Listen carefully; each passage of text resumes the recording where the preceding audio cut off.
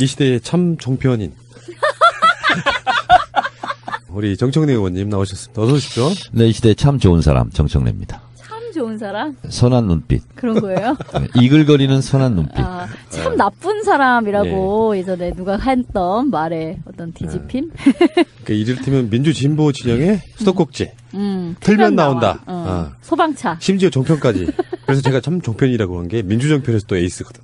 하마터면 네. 지상파에도 계속 나갈 뻔했어. 엎어졌으니까 다행이지. 아, 네. 맞아. 네. 지상파 모 방송국에서 고정으로 하자고 했는데 결국은 정청래의 벽을 넘지 못하더구만. 아, 출연료 세게 부르셨나요? 아니, 출연료는 거기서 세게 준다고 그랬어요. 네. 역대급으로. 근데 결국은 예를 들면 부사장급까지 갔다가 결국은 최고 경영자 과정에서. 그런 거예요? 네. 뭐 그런 것도 있고 하여튼 제한도 많아요 요즘. 하긴 뭐 요즘 거의 스케줄이 트와이스랑 맞먹으실 정도로 네, 실제로. 전방위로 지금 뛰고 계십니다. 그래서 백수 가로사 한다는 것을 내가 지금 몸으로 느끼고 있어요. 아니 근데 종편이 짭짤해서 억대 연봉 된다 그러던데. 그건 택시 셔틀을 해야 가능해. 그러니까 한 번 나오는데 페이가 있잖아요. 요거를 광화문 그 근방에서 계속 택시 타고 셔틀을 해야 연봉 1억이 나오는 거고. 아니 근데 그 사람들 한 20번 왔다 갔다 하는 것을 나는 한 번만 가면 돼. 그렇죠. 영향력이. 생계형 시사평론가들은 페이가 좀 작고요. 유력한 정치인들은 협상을 통해 가지고 얼마 줄 건지도 이야기해야 되는 거죠. 그러니까 그냥 고정이 아니고 그냥 왔다 갔다 하는 거하고 그냥 이렇게 정식 프로그램의 간판으로 나가는 것 그건 좀 달라요. 아, 그렇죠. 예. 네, 그거 보고 이제 클래스가 다르다.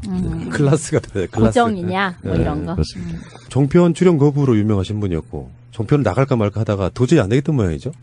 이건 약간 오해가 있는데요. 네. MBN은 제가 원래 나갔어요. 그래서 19대 국회에 들어가자마자 다른 데는 안 나가고 이제 MBN만 나갔어요. YTN, MBN은 원래 보도 채널로 있었잖아요. 그렇죠.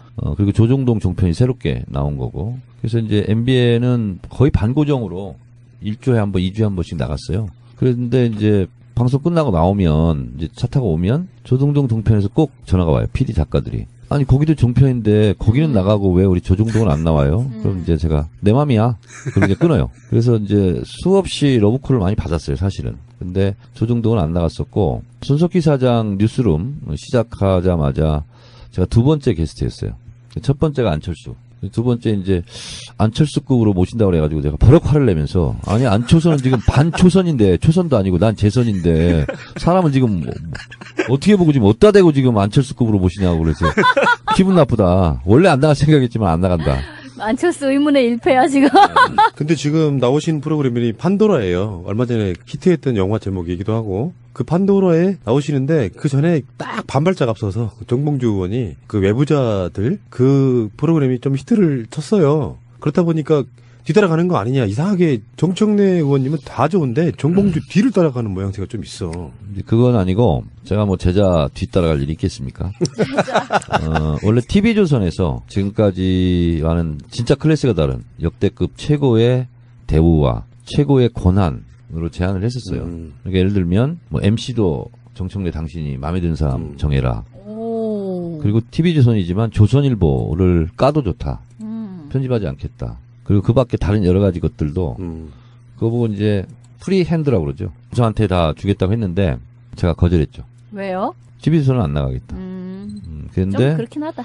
그래서 저는 이제 사실은 이제 나가지는 않겠지만 그래도 요즘 시대의 흐름과 대중의 흐름 이런 게 있잖아요. 근데 그걸 한번 물어보고자 페이스북, 트위터 뭐 몇 개 게시판에 올렸어요. 근데 저는 깜짝 놀랐습니다. 역시 세상은 바뀌고 있고 고정 불변한 가치는 없다. 이런 생각을 했는데 60%가 나가래요. 60%가. 그리고 결과적으로는 그래도 안 나가겠다. 그랬더니 저한테 이제 원망하는 쪽지가 많이 왔어요.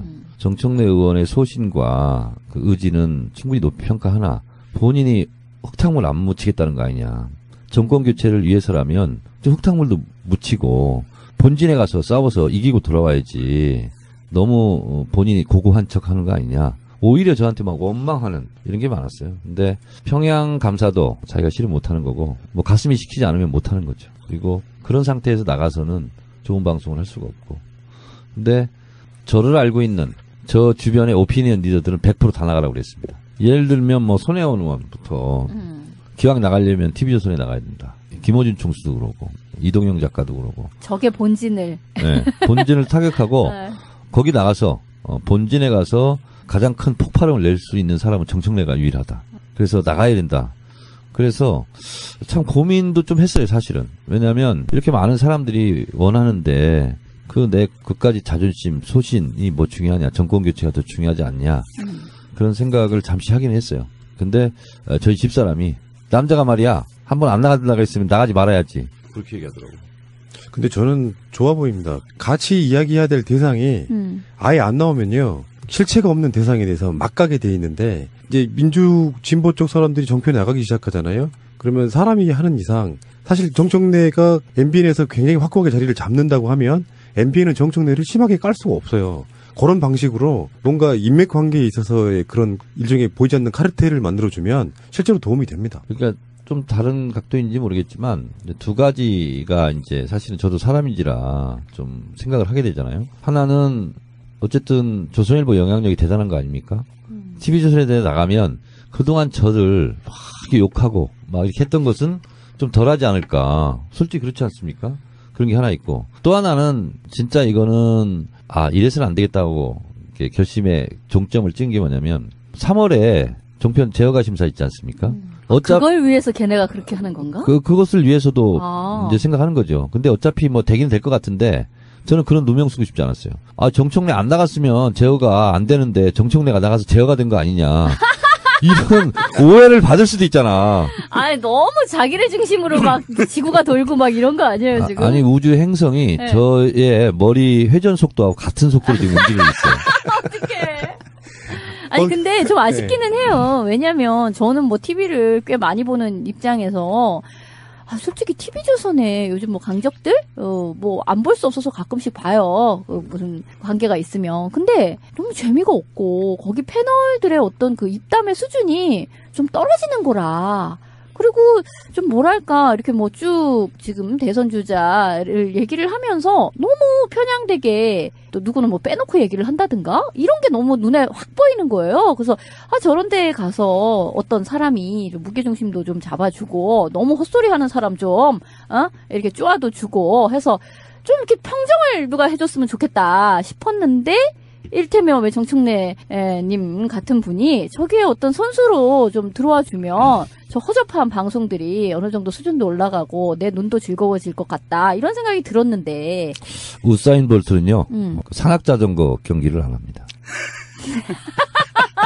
네. 아니, 그리고 저는 제 생각에는 또 이런 것도 있어요. 우리 정청래 전 의원님한테 너무 선당우사만 많이 기대를 하는 것 같아요, 사람들이. 당을 위해서 나서서 흙탕물을 맞아다오 이러는 얘기를 너무 많이 하는 거는 또 본인 개인한테는 마음의 상처가 될 수가 있거든요. 모난돌이 정 만든다는 말이 있고, 그와 좀 비슷한 말로 뭐냐면 한번 희생을 요구를 하잖아요. 그럼 계속 그걸 또 요구를 합니다. 그래서 제가 그걸 왜 모르겠어요. 그럼에도 불구하고 그래도 내가 필요한 곳이라면 뭐든지 하겠다, 이렇게 생각을 하고 있었는데, TV조선은 진짜 좀 안 내키더라고. 안 내키고, 설령 세상이 바뀌고 사람들이 진짜 절대다수가 원하는 상황이라면 TV조선에서 전화 걸어서 저한테 섭외하기 전에 내가 나가겠다. 차라리 이렇게 나가면 나갔지.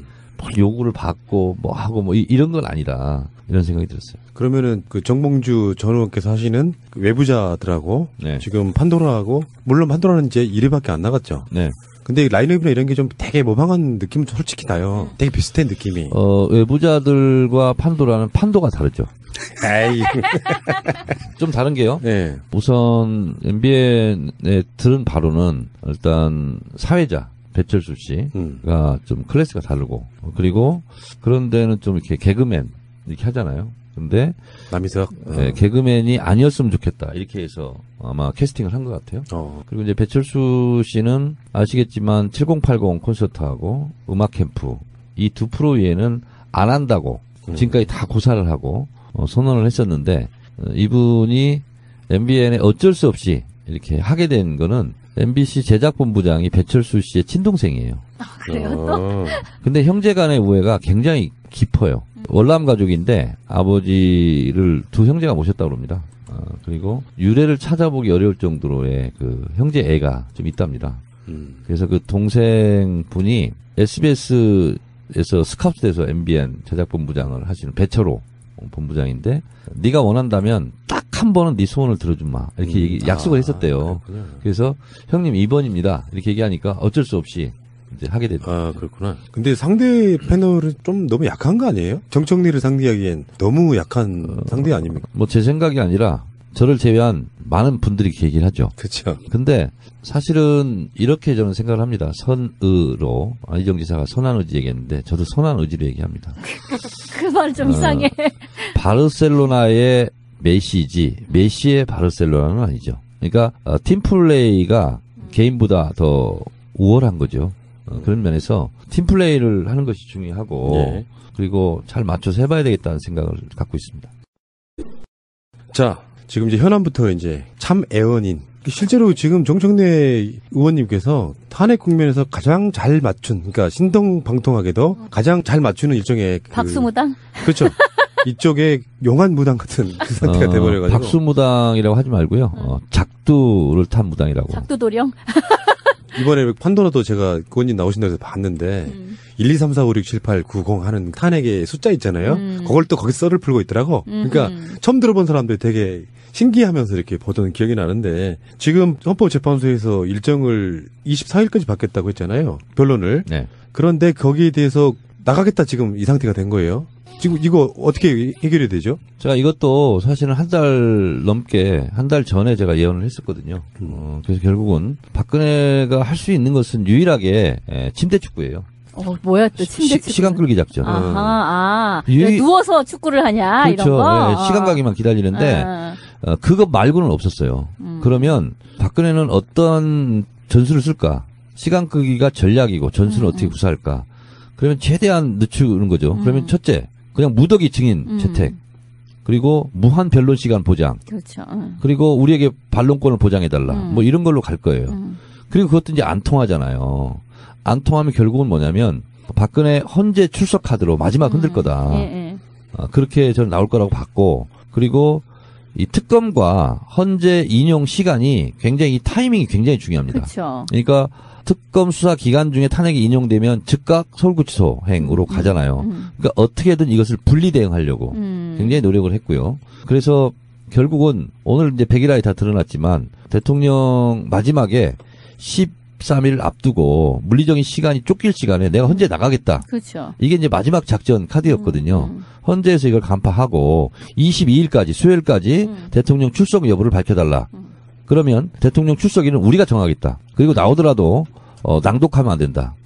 문답을 해야 된다. 이렇게 얘기했거든요. 그러니까 헌재가 지금 똑똑하게 길목을 지키면서 박근혜 의도를 간파하고 미리미리 전곡을 찌르고 있습니다. 그래서 오늘 제가 건국 이래 최초로 헌재를 응원합니다 하는 트윗을 날리고 왔습니다.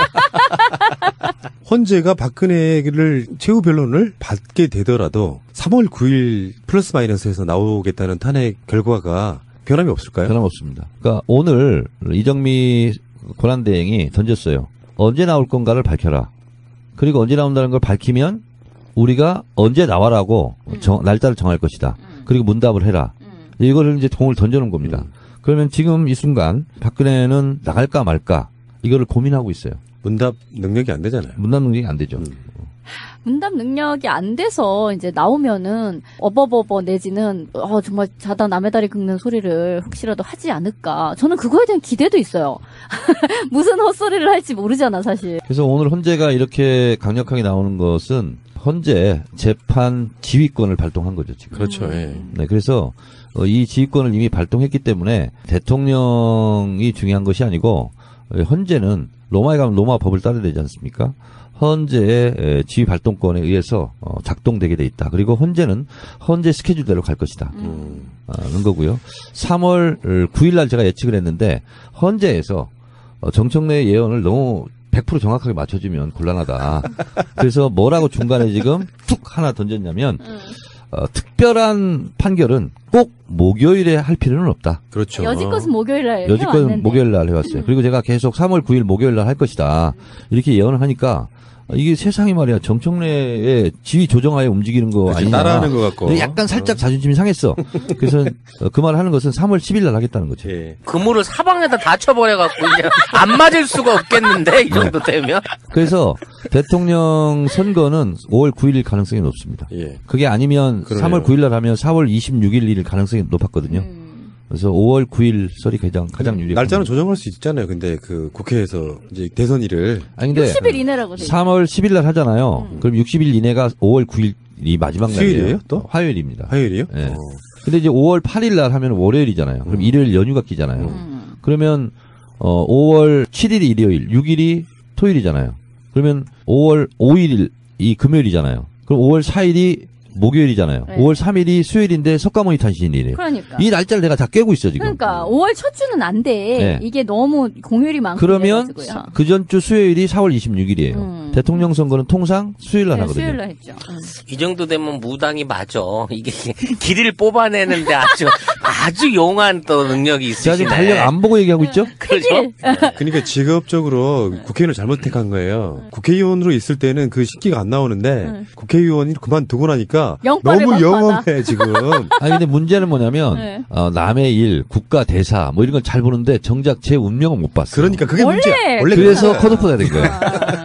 원래 저도 저에 작두구령. 대해서 예언도 하고 나를 뒤돌아보고 했어야 되는데 그러지 못했어요. 그게 신을 모시는 사람의 운명이에요. 맞아요. 어떤 분도 자기 운명을 이렇게 네. 개척하지 못하고요. 두 번째 질문 그러면은 지금 우병우 구속영장 청구가 돼 있는 상태란 말이에요. 최소한 우리가 녹음하는 이 날만큼은 아직 결과가 안 나왔는데 우병우 구속영장이 기각되겠습니까? 아니면은 그게 받아들여지겠습니까? 100% 발부됩니다. 우병우 구속된다. 100%. 예. 그 왜냐면 첫 번째 이유는 뭐냐면 특검이 2달 전에 출범했을 때 특검의 최종 목표는 뭐냐? 세 사람을 잡아야 된다. 이재용, 김기춘, 우병우. 오 예.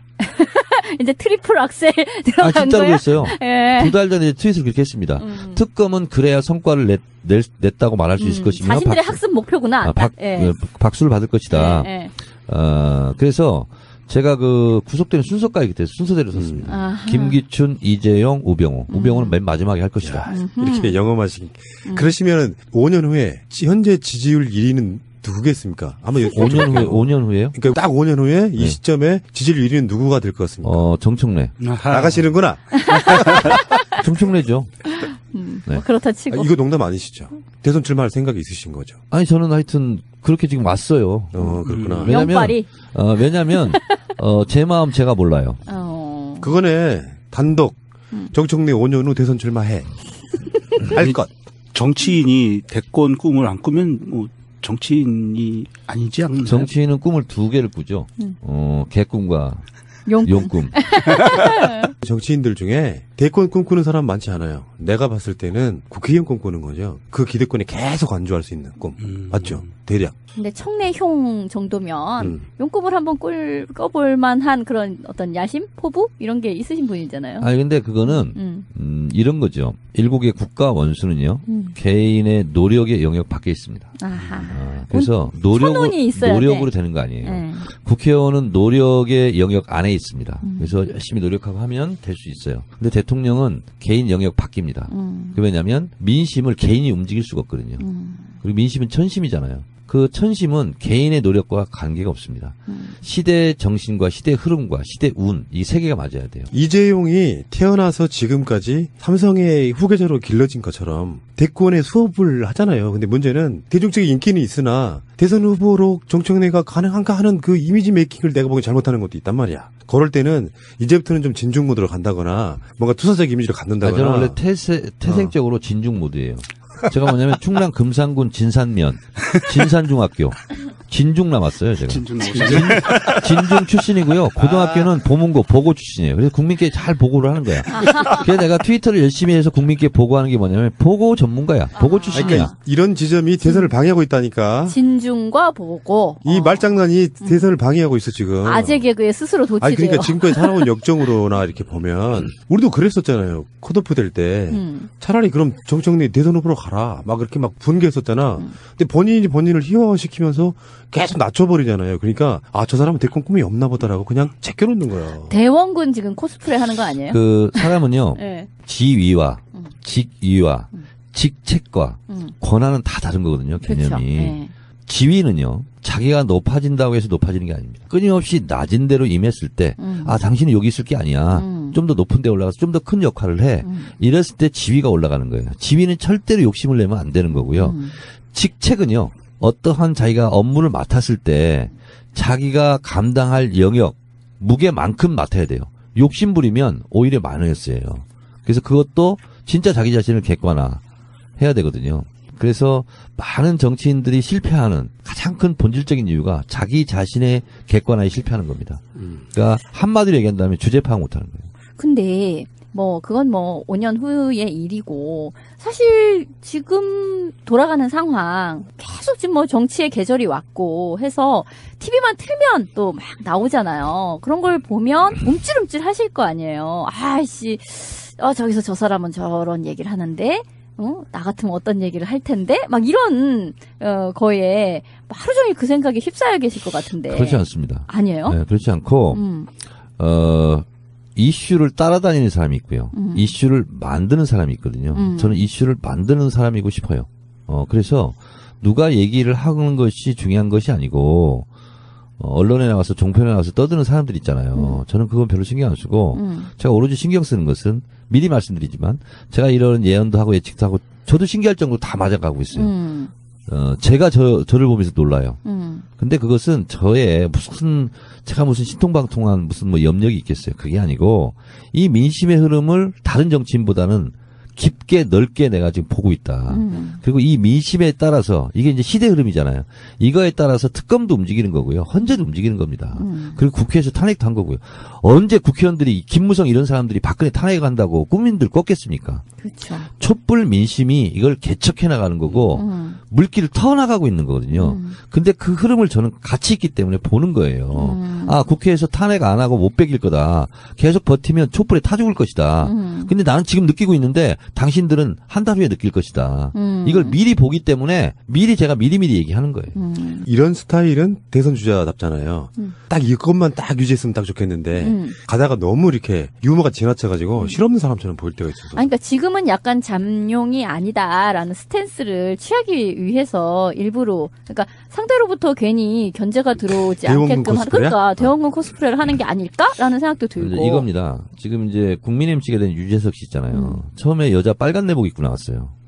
맞아요. 쫄쫄이 이런 거. 네. 지금 못지않게 뜨고 있는 신동엽 있잖아요. 횡설수설이었어요. 안녕하십니까? 뭐 그런 거죠. 그러니까 사람마다요. 정청래는 정청래 다와야 되고 정청래가 초선이면 초선 다와야 되고 재선이면 재선 다와야 되고 그러니까 자기 다와야 되거든요. 그것은 때와 장소에 따라서 거기에 적합하게 저는 움직여야 된다고 보거든요. 안 그러면 네 가지가 없거나, 안 그러면 네 가지. 뭐 주변 머리가 없거나 이렇게 되거든요. 그래서 절대로 어떤 선과 오바를 하면 안 될 것 같아요. 근데 지금 어쨌든 캠프에 들어가신 거예요? 그런 건 아닙니다. 아니에요? 네. 뭐 직책 맞지 않으셨어요?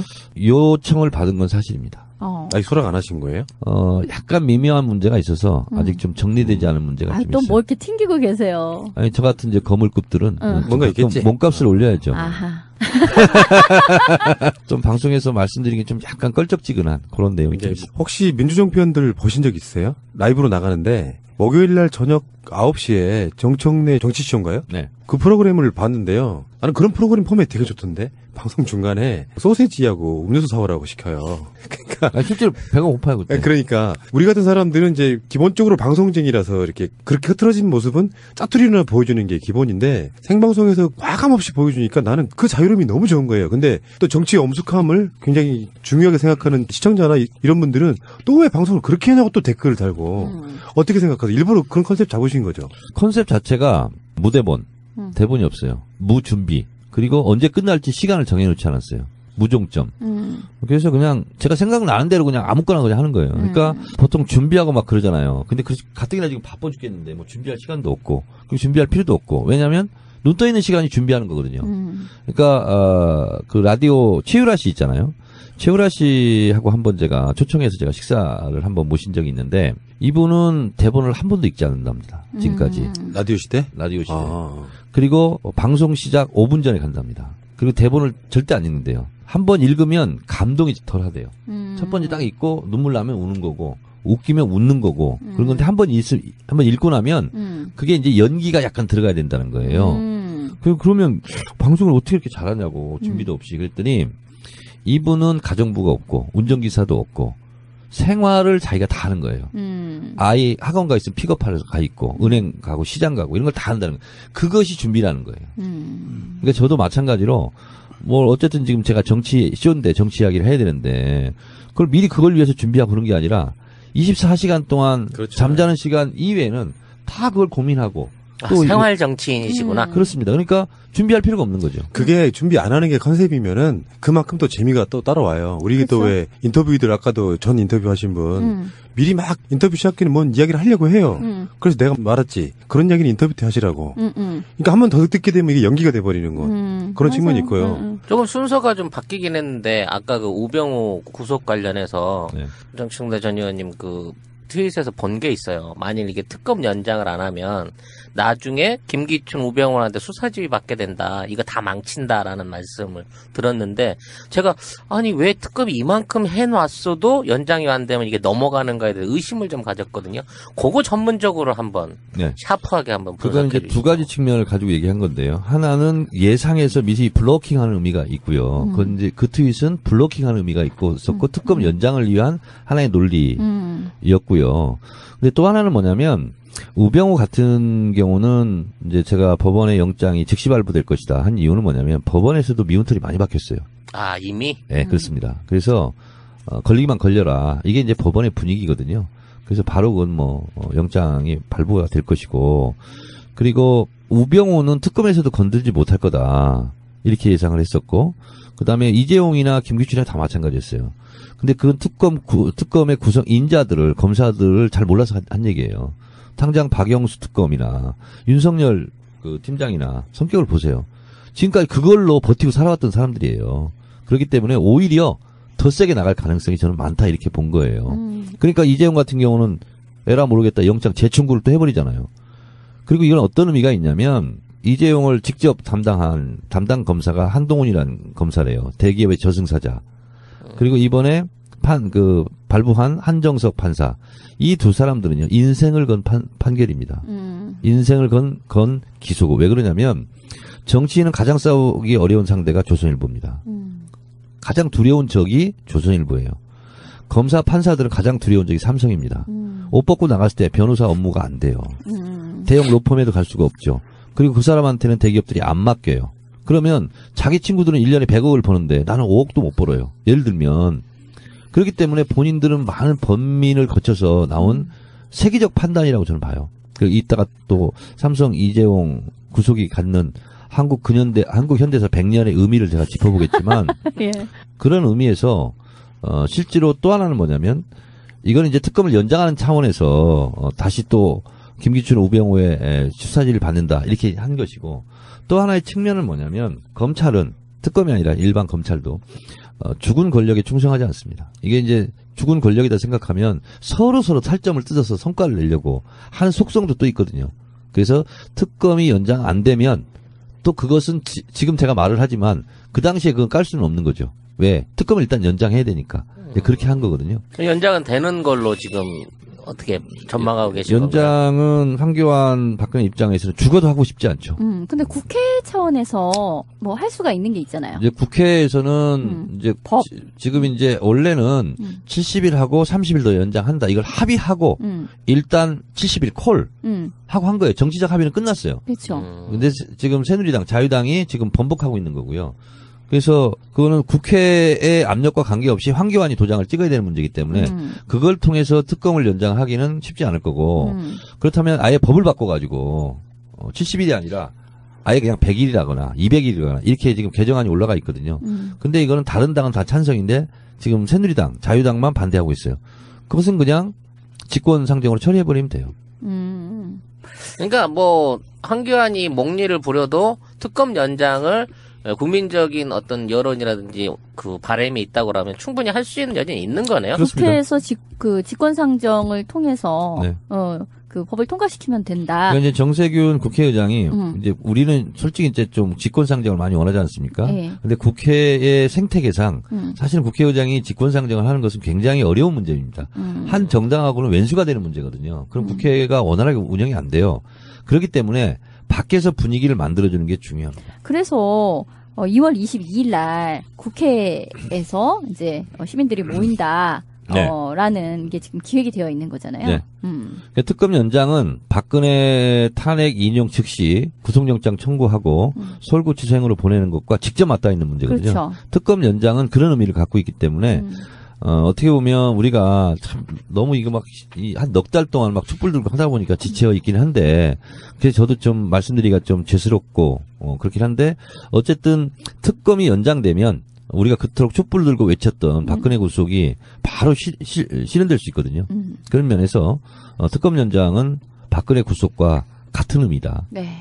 대선 이야기를 뭐 안 할 수가 없는데 요즘 정충래님 그 트윗을 보면 아주 그냥 막 연기가 나는 정도예요. 막 불이 막 활활 타는 느낌인데 어쨌든 지금 타겟은 안희정 후보에게 맞춰져 있다는 생각이 들고 타겟은 정권 교체. 아 물론 그렇죠. 민주정부 수립. 그러니까 적폐 청산. 근데 대청소. 그러니까 지금 그렇게 말씀을 하시니까 그럼 만약 안희정으로 뭐 대권이 넘어가게 되면 그것은 정권 교체가 아니라고 보시는 거예요. 네, 그렇습니다. 아하, 예. 일단 그 하나는 확인을 했고. 근데 이제 안희정에게 이제 이렇게 이야기하는 것이 굉장히 수위가 높아요. 뭐 그때 대연정 관련된 이야기가 나왔을 때도 네가 지금 얘기하는 게 협치냐 아니면 정말로 대연정이냐 이제 그걸 캐 묻고 근데 자꾸 이제 좀 비스무리하게 딴소리를 하니까 너는 지금 대연정을 얘기해놓고 자꾸 협치로 물타기를 하지 마라. 이제 이런 말씀도 하신 거고요. 그리고 뭐 지금도 뭐 잘 나갈 때 조심해야지 한 방에 훅 간다 이런 얘기도 하시고, 응? 뭐 재롱장치에 춤춘다고 남의 집 손주가 되는 게 아니다. 그러니까 왜 그쪽 가서 기웃거리느냐 이제 이런 말씀을 하시는 거잖아요.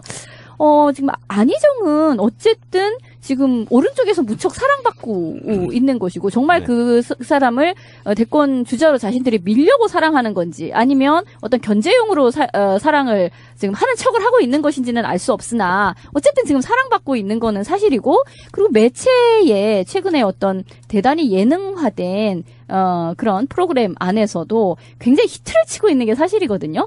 사람들에게 어찌됐든 뭐 예능 뭐 최근에 뭐 숏버스 말하는 대로 이런 데에 나와서 굉장한 히트를 치고 있어요. 그런 상승세에 대해서 좀 더 말씀을 해주세요. 예, 연정은 연애하는 정이 아닙니다. 연정. 연립정부. 그렇죠. 예, 줄임말입니다. 연정에는 두 종류가 있습니다. 크게 대연정과 소연정. 안희정 지사는 분명히 대연정을 말했습니다. 그렇죠. 대연정은 새누리당과 연립정부를 세우겠다는 뜻입니다. 소연정은 야권 통합입니다. 그렇죠. 소연정은 국민의당, 정의당과 연립정부를 세우겠다는 뜻입니다. 저는 그것은 야권 통합, 야권 단일화, 야권 정부 이렇게 저는 생각하기 때문에 그것까지는 정권 교체라고 생각하고요. 근데 새누리당이나 바른정당과 손잡고 정권을 잡는 것은 정권 연장이다. 그리고 해방정국의 친일파에게 면죄부를 주는 것과 같이 이명박 박근혜 부역 세력 청산을 요구하는 촛불 민심을 배반하는 거다. 이렇게 저는 생각합니다. 그래서 제 생각으로는 정의와 불의의 강을 넘는 거다. 그래서 저는 이것이 불의라고 판단되면 그걸 제가 가만히 있으면 제가 못 견딥니다. 그래서 이것은 정의의 영역, 대의의 영역 안에서 움직이는 거다. 그러면 제가 인내하기도 하고 참기도 합니다. 그러나 그 영역을 벗어났다. 그거는 제가 참지 못합니다. 그래서 제가 뭐라고 얘기하냐면 불의를 격퇴하는 심정으로 치는 겁니다, 지금. 그것은 안 지사하고 저하고 개인적으로 친하기도 하고 같은 고향 출신이기도 하고 그리고 그 캠프에 제가 진짜 아주 아끼는 후배들도 있고 저희 고등학교 직접 서클 선배도 있습니다. 그런 게 개인적으로 눈에 밟혀요. 그러나 그런 온정주의가 결국은 우리의 민족 정기를 흐렸기 때문에 그런 온정주의와는 이런 전쟁과 같은 대선 시절에는 결별해야 된다. 그리고 정의를 위해서 제가 움직여야 된다 이렇게 생각을 하고요. 저는 이번 대선은 한국 현대사를 한 획을 긋는 분수령이 되는 대선이다. 그리고 이어야 된다. 이렇게 생각하는데요. 8.15 해방 때, 해방전국 때 친일파를 청결하지 못하고 백범 김구 선생이 오히려 암살당했습니다. 그리고 4.19 때 이승만을 몰아냈던 세력이 또 아웃사이더로 되고 박정희 군사 쿠데타로 박정희 군사 독재가 또 시작됐습니다. 5.18 광주 민중항쟁으로 민주화 세력이 정권을 잡지 못하고 오히려 총칼로 짓밟았던 전두환이 정권을 찬탈했습니다. 87년 6월항쟁 때 우리는 직선제 개헌 쟁취를 했지만 결국은 노태우가 또 정권을 가져갔습니다. 그리고 30년 만에 맞는 실로 국민의 촛불 국민의 진출, 정치적 진출로 열린 공간 속에서 치러지는 대통령 선거, 그리고 야권이 우세한, 야권이 주도력을 쥔 상태에서 처음으로 치러보는 대선입니다. 그리고 노무현 대통령과 김대중 대통령의 역대 대통령 지지율이 60%를 넘어가고 있습니다. 대선은 진영 대 진영의 투표라는 것은 역대 대통령을 얼만큼 지지하느냐에 따라서 표도 그대로 나오거든요. 개인기가 아닙니다, 이것은. 그런 면에서 본다면 역으로 기울어진 운동장이 됐거든요. 우리 세력이 더 지금 득세하고 있고 유리한, 최대로 기세차게 유리한. 하고 있는데 뭐가 아쉬워서 반대 진영 가서 척결 대상한테 가서 분발하고 연지곤지 찍고 빨주노초 파남보 무지개빛 색동적으로 입고 재롱잔치 하냐는 거죠. 그렇다고 해서 네. 거기서 박수치고 있는 남의 집, 이웃집 할아버지가 손줄 생각 안 해요. 재롱잔치 끝나면 각자 손잡고 집으로 가거든요. 그러면 나는 우리 할머니, 할아버지, 우리 아버지, 엄마 손잡고 우리 집으로 가요. 대선이 끝나게 되면 그렇게 됩니다. 그래서 지금 치는 박수는 내가 이뻐서 치는 박수가 아닙니다. 이관계를 노리는, 야권 분열을 노리는, 그리고 문재인을 싫어하는, 문재인을 저주하는 박수거든요. 거기에 취해 있으면 안 되죠. 이런 반론도 있잖아요. 어차피 대선은 51대 49 싸움이 될 것이다. 지금이야 저 세력들이 숨죽이고 있지만 막상 가면은 그 사람들이 다 민주당 후보 찍어주지 않을 것이고, 그럴 때 새누리당 유해 후보의 지지율을 막아주고 있는 측면에서는 전략적으로 훌륭한 게 아니냐, 이런 이야기도 있지 않습니까? 저는 그렇게 아쉽고 비굴하게 살고 싶지 않습니다. 노무현 대통령은요, 정몽준이 나중에 단일화를 깼지 않습니까? 근데 정몽준 그쪽에서 끊임없이 요구했던 것이 6자리 정도 됐답니다. 장관 뭐 이런 거. 아, 그래요? 근데 노무현 대통령 못하겠다. 안 하면 했지. 그렇게 못하겠다. 그리고 끝내 검은 콩, 잡티 없이 정권을 출범할 수 있었잖아요. 적어도 노무현 대통령 같은 그런 소신과 진정성, 배짱은 있어야 되는 거죠. 근데 그때도 간당간당 될락말락 했잖아요. 그렇죠. 근데 지금은 오히려 될 가능성이 높은 거 아닙니까? 촛불 국민으로. 그러면 좀 비굴하게 그러지 말고, 저도 우리 편과 어깨 걸고, 이겨도 우리 편과 어깨 걸고, 이렇게 나가야지. 저는 왜 지금 안희정 지사가 그러냐. 솔직히 민주당 지지층에서는 문재인 대표가 꽉 토아리를 틀고 있어요. 파고들 구멍이 없다. 라서 나는 저쪽 강 건너 가가지고 잘 보여서 그쪽에 새를 몰고 내부를 치겠다. 이런 전략인 것 같아요. 저는 그것이 온당하지 못하다 이렇게 보는 겁니다. 약간 당나라군 몰고 와서 삼국통일하겠다는 거랑 비슷한 느낌으로. 뭐냐면 외곽을 들리는데요. 때려서 내부를 네. 친답니다.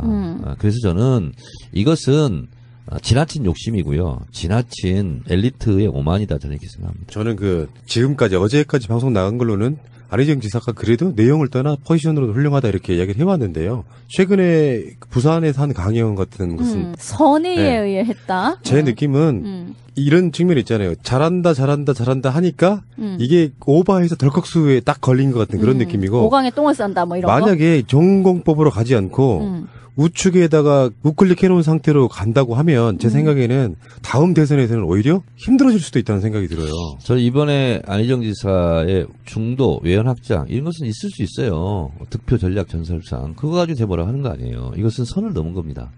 제가 광주 강연 가가지고 우리 이제 광주 강연 가면 이제 아주머니들 많이 오지 않습니까? 여성 당원들.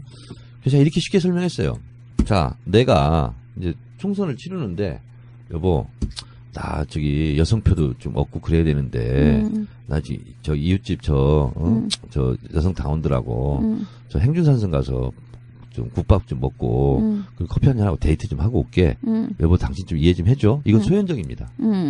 거기까지는 괜찮을 수 있다. 괜찮아요. 괜찮을 수 있어요. 양보할 수 있고 이해할 수 있잖아요. 좀 기분이 좀 나쁘더라도. 근데 대연정은 뭐냐면 나 저 옆집 아줌마하고 같이 살래. 당신이 이해해. 당신 좀 이해해줘. 가정의 평화를 그동안 위하는 거야. 뭐 뒷바라지 하고 애들 키우고 했는데 고생했는데 나 저기 가서 좀 살아야 되겠어. 갑자기 왜 대연정이 확 기대지지? 저는 이거는 용납해서는 안 되잖아요. 아니 대연정은 정확하게 한다면 새누리당과 연립정부를 만드는 거고요. 새누리당에게 총리 지명권을 주겠다는 겁니다. 근데 그러지 않을까? 솔직히 그렇지 않습니까?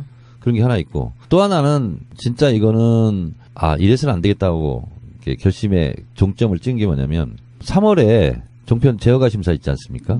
그걸 위해서 걔네가 그렇게 하는 건가? 그것을 위해서도 이제 생각하는 거죠. 근데 어차피 뭐 되긴 될 것 같은데 저는 그런 누명 쓰고 싶지 않았어요. 정청래 안 나갔으면 제어가 안 되는데 정청래가 나가서 제어가 된 거 아니냐. 이런 오해를 받을 수도 있잖아. 아니 너무 자기네 중심으로 막 지구가 돌고 막 이런 거 아니에요 지금? 아니 우주 행성이 네. 저의 머리 회전 속도하고 같은 속도로 지금 움직이고 있어요. 어떡해. 아니 근데 좀 아쉽기는 해요. 왜냐면 저는 뭐 TV를 꽤 많이 보는 입장에서 솔직히 TV조선에 요즘 뭐 강적들 뭐 안 볼 수 없어서 가끔씩 봐요. 무슨 관계가 있으면. 근데 너무 재미가 없고 거기 패널들의 어떤 그 입담의 수준이 좀 떨어지는 거라. 그리고 좀 뭐랄까 이렇게 뭐 쭉 지금 대선 주자를 얘기를 하면서 너무 편향되게 또 누구는 뭐 빼놓고 얘기를 한다든가 이런 게 너무 눈에 확 보이는 거예요. 그래서 저런 데에 가서 어떤 사람이 좀 무게중심도 좀 잡아주고 너무 헛소리하는 사람 좀 이렇게 쪼아도 주고 해서 좀 이렇게 평정을 누가 해줬으면 좋겠다 싶었는데 일테면 왜 정청래님 같은 분이 저기에 어떤 선수로 좀 들어와 주면 저 허접한 방송들이 어느 정도 수준도 올라가고 내 눈도 즐거워질 것 같다 이런 생각이 들었는데 우사인 볼트는요 산악자전거 경기를 안 합니다. 네. 아니 그리고 저는 제 생각에는 또 이런 것도 있어요. 우리 정청래 전 의원님한테 너무 선당우사만 많이 기대를 하는 것 같아요. 사람들이 당을 위해서 나서서 흙탕물을 맞아다오 이런 얘기를 너무 많이 하는 거는 또 본인 개인한테는 마음에 상처가 될 수가 있거든요. 모난돌이 정 만든다는 말이 있고 그와 좀 비슷한 말로 뭐냐면 한번 시세동 종편이 새롭게 나온 거고 그래서 이제 MBN은 거의 반고정으로 1조에 한 번, 2주에 한 번씩 나갔어요. 그런데 이제 방송 끝나고 나오면 이제 차 타고 오면 조동동 종편에서 꼭 전화가 와요. PD 작가들이. 아니 거기도 종편인데 거기는 나가고 왜 우리 조동동은 안 나와요? 그럼 이제 제가 내 맘이야. 그럼 이제 끊어요. 그래서 이제 수없이 러브콜을 많이 받았어요, 사실은. 근데 조동동은 안 나갔었고 손석희 사장 뉴스룸 시작하자마자 제가 두 번째 게스트였어요. 첫 번째가 안철수. 두 번째 이제 안철수급으로 모신다고 그래가지고 제가 버럭 화를 내면서 아니 안초선은 지금 반초선인데 초선도 아니고 난 재선인데 사람을 지금 뭐 어떻게 보고 지금 어디다 대고 지금 안철수급으로 모시냐고 그래서 기분 나쁘다. 원래 안 나갈 생각했지만 안 나간다. 안철수 의문의 일패야 지금. 근데 지금 나오신 프로그램이 판도라예요. 얼마 전에 히트했던 영화 제목이기도 하고 그 판도라에 나오시는데 그 전에 딱 반발짝 앞서서 정봉주 의원이 그 외부자들 그 프로그램이 좀 히트를 쳤어요. 그렇다 보니까 뒤따라가는 거 아니냐. 이상하게 정청래 의원님은 다 좋은데 정봉주 뒤를 따라가는 모양새가 좀 있어. 그건 아니고 제가 뭐 제자 뒤따라갈 일이 있겠습니까? 원래 TV조선에서 지금까지와는 진짜 클래스가 다른 역대급 최고의 대우와 최고의 권한으로 제안을 했었어요. 그러니까 예를 들면 뭐 MC도 정청래 당신이 마음에 드는 사람 정해라. 그리고 TV조선이지만 조선일보를 까도 좋다. 편집하지 않겠다. 그리고 그 밖에 다른 여러 가지 것들도 그거 보고 이제 프리핸드라고 그러죠. 저한테 다 주겠다고 했는데 제가 거절했죠. 왜요? TV조선은 안 나가겠다. 그런데 좀 그렇긴 하다. 그래서 저는 이제 사실은 이제 나가지는 않겠지만 그래도 요즘 시대의 흐름과 대중의 흐름 이런 게 있잖아요. 근데 그걸 한번 물어보고자 페이스북, 트위터 뭐 몇 개 게시판에 올렸어요. 근데 저는 깜짝 놀랐습니다. 역시 세상은 바뀌고 있고 고정 불변한 가치는 없다. 이런 생각을 했는데 60%가 나가래요. 60%가. 그리고 결과적으로는 그래도 안 나가겠다. 그랬더니 저한테 이제 원망하는 쪽지가 많이 왔어요. 정청래 의원의 소신과 그 의지는 충분히 높이 평가하나 본인이 흙탕물 안 묻히겠다는 거 아니냐. 정권 교체를 위해서라면 흙탕물도 묻히고 본진에 가서 싸워서 이기고 돌아와야지. 너무 본인이 고고한 척 하는 거 아니냐. 오히려 저한테 막 원망하는 이런 게 많았어요. 근데 평양 감사도 자기가 싫으면 못하는 거고 뭐 가슴이 시키지 않으면 못하는 거죠. 그리고 그런 상태에서 나가서는 좋은 방송을 할 수가 없고. 근데 저를 알고 있는 저 주변의 오피니언 리더들은 100% 다 나가라고 그랬습니다. 예를 들면 뭐 손혜원 의원부터 기왕 나가려면 TV조선에 나가야 된다. 김호준 총수도 그러고 이동영 작가도 그러고. 적의 본진을. 네, 본진을 타격하고 거기 나가서 본진에 가서 가장 큰 폭발음을 낼 수 있는 사람은 정청래가 유일하다. 그래서 나가야 된다. 그래서 참 고민도 좀 했어요, 사실은. 왜냐하면 이렇게 많은 사람들이 원하는데 내 그까지 자존심, 소신이 뭐 중요하냐, 정권 교체가 더 중요하지 않냐 그런 생각을 잠시 하긴 했어요. 근데 저희 집사람이 남자가 말이야 한번 안 나가다가 있으면 나가지 말아야지 그렇게 얘기하더라고요. 근데 저는 좋아 보입니다. 같이 이야기해야 될 대상이 아예 안 나오면요. 실체가 없는 대상에 대해서 막 가게 돼 있는데 이제 민주 진보 쪽 사람들이 정표에 나가기 시작하잖아요. 그러면 사람이 하는 이상 사실 정청래가 MBN에서 굉장히 확고하게 자리를 잡는다고 하면 MBN은 정청래를 심하게 깔 수가 없어요.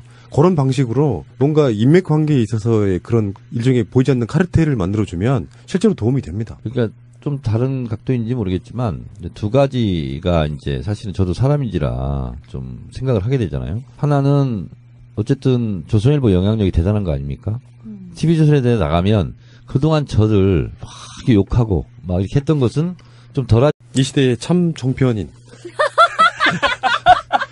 우리 정청래 의원님 나오셨습니다. 어서 오십시오. 네, 이 시대에 참 좋은 사람 정청래입니다. 참 좋은 사람? 선한 눈빛. 그런 거예요? 네, 이글거리는 선한 눈빛. 아, 참 나쁜 사람이라고 예전에 누가 했던 말에 어떤 뒤집힘? 그러니까 이를테면 민주진보 진영의 수도꼭지. 틀면 나온다. 소방차. 심지어 종편까지.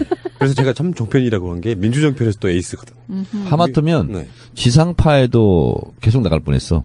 엎어졌으니까 다행이지. 아, 네. 맞아. 네. 지상파 모 방송국에서 고정으로 하자고 했는데 결국은 정청래의 벽을 넘지 못하더구만. 아, 출연료 세게 부르셨나요? 아니 출연료는 거기서 세게 준다고 그랬어요. 아. 역대급으로. 근데 결국은 예를 들면 부사장급까지 갔다가 결국은 최고 경영자 과정에서. 그런 거예요? 뭐 그런 것도 있고 하여튼 제한도 많아요 요즘. 하긴 뭐 요즘 거의 스케줄이 트와이스랑 맞먹으실 정도로 네, 전방위로 지금 실제로 뛰고 그렇습니다. 계시네. 그래서 백수 가로사 한다는 것을 내가 지금 몸으로 느끼고 있어요. 아니 근데 종편이 짭짤해서 억대 연봉 된다 그러던데. 그건 택시 셔틀을 해야 가능해. 그러니까 한 번 나오는데 페이가 있잖아요. 요거를 광화문 그 근방에서 계속 택시 타고 뺑뺑이. 셔틀을 해야 연봉 1억이 나오는 거고. 아니 근데 그 사람들 한 20번 왔다 갔다 하는 것을 나는 한 번만 가면 돼. 그렇죠. 영향력이. 생계형 시사평론가들은 페이가 좀 작고요. 유력한 정치인들은 협상을 통해 가지고 얼마 줄 건지도 이야기해야 되는 거죠. 그러니까 그냥 고정이 아니고 그냥 왔다 갔다 하는 거하고 그냥 이렇게 정식 프로그램의 간판으로 나가는 것 그건 좀 달라요. 아유. 그렇죠. 예. 네, 그거 뭐 이제 클래스가 다르다. 클래스가 다르요 클래스. 고정이냐 뭐 네, 이런 거. 그렇습니다. 종편 출연 거부로 유명하신 분이었고 종편을 나갈까 말까 하다가 도저히 안 되겠던 모양이죠. 이건 약간 오해가 있는데요. 네. MBN은 제가 원래 나갔어요. 그래서 19대 국회에 들어가자마자 다른 데는 안 나가고 이제 MBN만 나갔어요. YTN, MBN은 원래 보도 채널로 있었잖아요. 그렇죠. 그리고 조종을 요구를 하잖아요. 그럼 계속 그걸 또 요구를 합니다.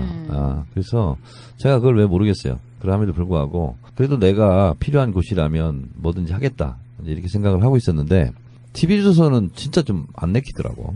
안 내키고 설령 세상이 바뀌고 사람들이 진짜 절대 다수가 원하는 상황이라면 TV조선에서 전화 걸어서 저한테 섭외하기 전에 내가 나가겠다. 차라리 이렇게 나가면 나갔지.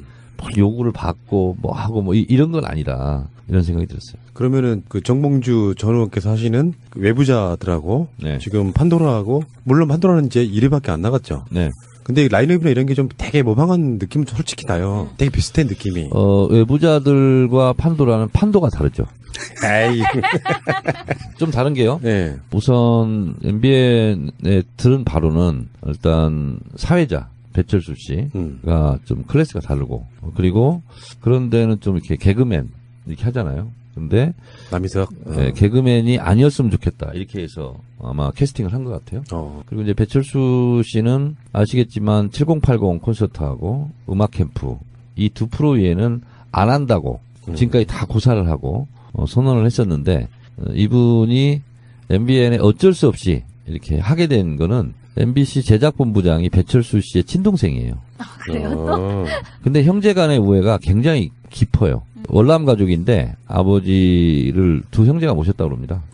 그리고 유래를 찾아보기 어려울 정도로의 그 형제 애가 좀 있답니다.